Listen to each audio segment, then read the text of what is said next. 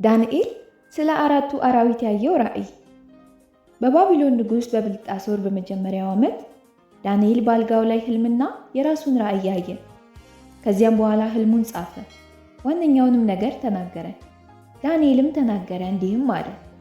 በሌሊት በራእይ ያየው፣ እነሆም አራቱ የሰማይ ነፋሳት በታላቁ ባህር ላይ ይጋጩ ነበር። አራትም ታላላቅ አራዊት ከባህር ወጡ፣ እያንዳንዲቱም ልዩ ልዩ ነበረች። መጀመሪያይቱ አንበሳ ትመስል ነበር፣ የንስርም ክንፍ ነበራት። ክንፎቿም ከእርሷ እስኪነቀሉ ድረስ አይ ነበር። ከምድርም ከፍ ከፍ ተደረገች፣ እንደ ሰውም በሁለት እግር እንድትቆም ተደረገች። የሰውም ልብ ተሰጣት። እነሆ ሁለተኛይቱ ድብ የምትመስል ሌላ አውሬ ነበረች፣ በአንድ ወገንም ቆመች። 3 የጎድን አጥንቶች በአፏ ውስጥ በጥርሷ መካከል ነበሩ። እንደዚህም ተነስተሽ እጅግ ሥጋ ብዪ ተባለላት። ከዚያም በኋላ እነሆ ነብር የምትመስል በጀርባዋ ላይ 4 የወፍ ክንፎች የነበሯት ሌላ አውሬ አየሁ። ለአራዊቱም 4 ራሶች ነበሯት፣ ግዛትም ተሰጣት። ከዚያ በኋላ በሌሊት ራእይ አየሁ፣ እነሆም የምታስፈራና የምታስደነግጥ እጅግም የበረታች ታላቅም የብረት ጥርስ የነበሯት 4ተኛ አውሬ ነበረች። ትበላና ታደቅቅ ነበር፣ የቀረውንም በእግሯ ትረግጥ ነበር። ከእርሷም በፊት ከነበሩት አራዊቶች ሁሉ የተለየች ነበረች። 10 ቀንዶችም ነበሯት። ቀንዶችንም ተመለከትኩ፣ እነሆም በመካከላቸው ሌላ ትንሽ ቀንድ ወጣ። በፊቱም ከቀደሙት ቀንዶች 3 ተነቃቀሉ። እነሆም በዚያ ቀንድ እንደ ሰው ዓይኖች የነበሩ ዓይኖች፣ በትዕቢትም የሚናገር አፍ ነበሩበት። ዙፋኖችም እስኪዘረጉ ድረስ አየሁ። በዘመናት የሸመገለውም ተቀመጠ። ልብሱም እንደ በረዶ ነጭ፣ የራሱን ጠጉር እንደ ጥሩ ጥጥ ነበር። ዙፋኑም የእሳት ነበልባል ነበር፣ መንኮራኩሮቹም የሚነድ እሳት ነበሩ። የእሳትም ፈሳሽ ከፊቱ ይፈልቅና ይወጣ ነበር። 1000 ጊዜ 1000 ያገለግሉት ነበር። እልፍ አእላፋትም በፊቱ ቆመው ነበር። ፍርድም ሆነ መጽሐፍትም ተገለጡ። የዚያን ጊዜም ቀንዱ ይናገረው ከነበረው ከታላቁ ቃል ድምፅ የተነሳ አየሁ። አውሬይቱም እስክትገደል አካሏም እስኪጠፋ ድረስ በእሳት ለመቃጠል እስክትሰጥ ድረስ አየሁ። ከቀሩትም አራዊት ግዛታቸው ተወሰደ። የሕይወታቸው ዕድሜ ግን እስከ ዘመንና እስከ ጊዜ ድረስ ረዘመ። በሌሊት ራእይ አየሁ፣ እነሆ የሰው ልጅ የሚመስል ከሰማይ ደመናት ጋር መጣ። በዘመናት ወደ ሸመገለውም ደረሰ። ወደፊቱም አቀረቡት።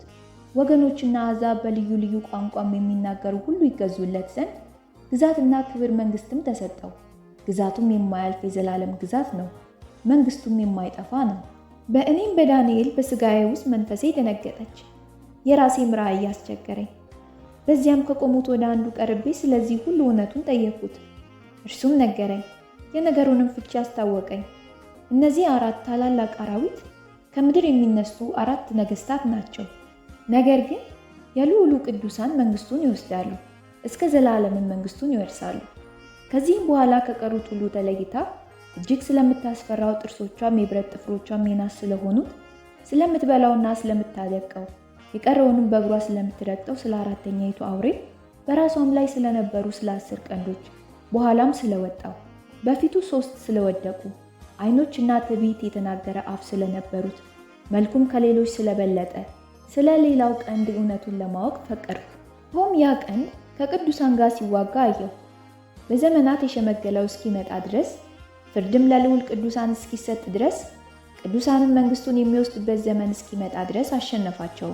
ይህም አለ፣ 4ተኛይቱ አውሬ በምድር ላይ 4ተኛ መንግስት ትሆናለች።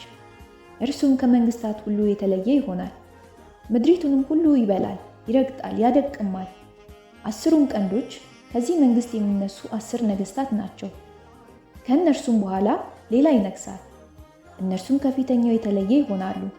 3ቱንም ነገሥታት ያዋርዳል። ልዑሉም ላይ ቃልን ይናገራል፣ የልዑልንም ቅዱሳን ይሰባብራል። ዘመናትና ሕግን ይለውጥ ዘንድ ያስባል። እስከ ዘመንና እስከ ዘመናት እስከ እኩሌታ ዘመንም በእጁ ይሰጣሉ። ነገር ግን ፍርድ ይሆናል፣ እስከ ፍጻሜም ድረስ ያፈርሱትና ያጠፉት ዘንድ ግዛቱን ያስወግዱታል። ግዛትም ከሰማይም ሁሉ በታች ያለው የመንግስታት ታላቅነት ለልዑሉ ቅዱሳን ሕዝብ ይሰጣል።